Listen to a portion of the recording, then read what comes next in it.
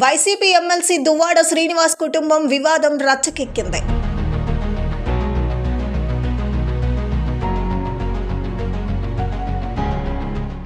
గురువారం రాత్రి ఆయన ఇంటి ముందు కుమార్తెలు నిరసనకు దిగారు. తమ తండ్రి మరో మహిళతో సహజీవనం చేస్తున్నట్లు కూతుర్లు ఆరోపిస్తున్నారు. శ్రీకాకుళం జిల్లా టెక్కలి అక్కవరం సమీపంలోని జాతీయ రహదారి పక్కన ఆయన ఇల్లు ఉంది. ఇద్దరు కుమార్తెలు హైందవి, నవీన ఆయనను కలిసేందుకు వచ్చారు. వారిద్దరూ గురువారం మధ్యాహ్నం 3 గంటలకు అక్కడికి వచ్చారు. రాత్రి 8 గంటల వరకు అక్కడే నిరీక్షించినా ఇంటి గేట్లు తెరుచుకోలేదు. ఇద్దరు కూతుర్లు గేట్ గడియ కొట్టినా, కారు హారన్ మోగించినా లోపలున్న వారు స్పందించలేదని, ఇంట్లో లైట్లన్నీ ఆర్పేశారని, లోపల వాహనాలు ఉన్నాయని కుమార్తెలు చెప్పారు. ఫోన్ చేసినా, మెసేజ్లు చేసినా స్పందించటం లేదు. గేట్ లోపల వైపు నుంచి తాళాలు వేశారని ఆరోపిస్తున్నారు. తన తండ్రి మరో మహిళతో కలిసి ఉంటున్నారని, భార్యకు విడాకులు ఇవ్వకుండా మరో మహిళతో ఎలా కలిసుంటారని కుమార్తెలు ఫోన్లో మాట్లాడుతూ కనిపించారు. ఆమెకు గతంలో వేరొకరితో వివాహమై పిల్లలున్నారని, ఇప్పుడు తమ తండ్రి ట్రాప్ చేసి ఇంట్లోకి ఎవ్వరినీ రాకుండా కుట్రలు పన్నుతోందని వారు ఆ కాల్లో ఆరోపించారు. తాము తండ్రితో కలిసి ఉండాలని వస్తే